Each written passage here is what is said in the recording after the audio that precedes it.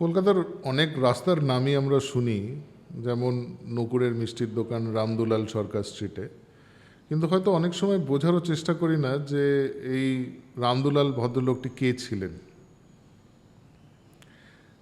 আপনার হয়তো মনে হচ্ছে যে কে ছিলেন সেটা জেনে আর কী হবে, কিন্তু কতগুলো তথ্য দিই তাহলে হয়তো সুবিধা হবে। এই ভদ্রলোক হচ্ছেন বাংলার প্রথম মিলেনিয়ার। দ্বিতীয় তথ্যটা হচ্ছে যে 1801 খ্রিস্টাব্দে 22 জন আমেরিকান বিজনেসম্যান ওনাকে জর্জ ওয়াশিংটনের প্রথম অয়েল পেন্টিং করা ছবিটা প্রেজেন্ট করেন as a mark of gratitude. In fact ওদের একটা জাহাজ অবধি রামদুলালের নামে ডেডিকেটেড ছিল। ইন্টারেস্টিং না? বাংলার এত বড় ব্যবসাদার ছিল। হ্যাঁ ছিল, এবং সোনার চামচ মুখে করে জন্মায়নি কিন্তু। 1752 খ্রিস্টাব্দে জন্ম।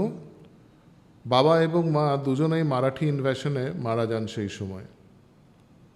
দাদু এবং দিদা ওনাকে নিয়ে আসেন মদনমোহন দত্তদের বাড়িতে, হাটখোলা বিখ্যাত দত্ত পরিবার, যারা এক্সপোর্টের কাজ করতেন, এবং ওনাকে নিজেদের ছেলেদের সাথে পড়াশুনো করতে পাঠান।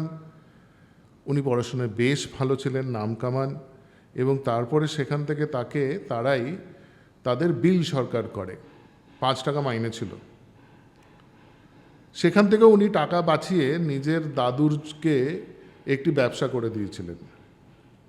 তারপরে তার পদোন্নতি হয়, সে হয় শিপ সরকার, মানে ওই জাহাজের দেখভাল করতেন। তো সেই সময় একদিন খিদিরপুরে দিয়ে যাচ্ছিলেন কাজে, হঠাৎ দেখেন একটি পুরনো জাহাজের রেক পড়ে আছে। স্বভাবসিদ্ধভাবেই একবার সেটাকে পর্যবেক্ষণ করে ওনার মনে হয় যে এটার কাছে কত টাকা লাগতে পারে, এটা হলে কি হবে। তো তার একটা রাফ হিসেব উনি কোনো একটা কারণে করেন। তার বেশ কিছুদিন পরে ইন্টারেস্টিংলি এই মদনমোহন দত্ত মহাশয় ওনাকে পাঠান তুলো অ্যান্ড কোম্পানি বলে একটি কোম্পানির অকশনে।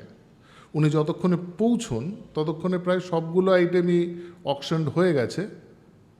শুধু ওই যে পুরনো রেকটা দেখেছিলেন, সেই রেকটা রয়ে গেছে। উনি ওই রেকটাকে দেখে সেই রেকটার থেকে একটি দাম দস্তুর করেন, এবং দাম দস্তুর করে 14,000 টাকায় সেই রেকটি কেনেন। মজার ব্যাপার সেটা নয়, মজার ব্যাপারটা হচ্ছে ওই 14,000 টাকা কেনার পরেও উনি সেদিনই এক ইংরেজ ভদ্রলোককে 1,00,000 টাকায় সেই রেকটি বিক্রি করেন। ফিরে এসে যখন মদনমোহনবাবুকে বলেন এই কথাটি, তখন মদনমোহনবাবু খুশি হয়ে ওর কাছ থেকে শুধু 14,000 টাকা নেয়, বাকি টাকাটা ওনার ক্যাপিটাল হয়ে যায়, এবং সেই ক্যাপিটাল দিয়ে উনি আমেরিকার সাথে ব্যবসা করা শুরু করেন, এবং প্রচণ্ড সাকসেসফুলভাবে ব্যবসা করেন। আমেরিকান হাউজেসরা তখন বাংলায় এসে জিনিসপত্র কিনে নিয়ে যাচ্ছে, তারা তাদের দেশে আমাদের জিনিসপত্র ইম্পোর্ট করছে, ফর এক্সাম্পল সিল্ক। সেটার থেকে ওনার প্রচুর প্রতিপত্তি হয়।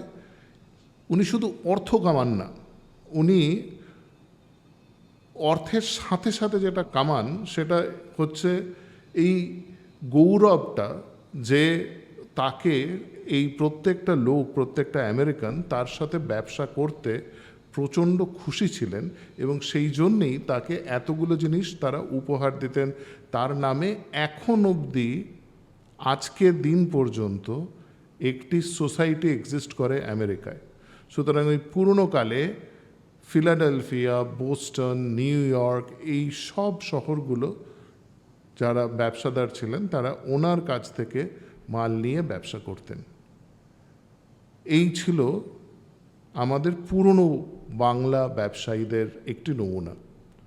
এবং সত্যি কথা বলতে আমরা এখনও এভাবেও বেঁচে থাকতে পারি।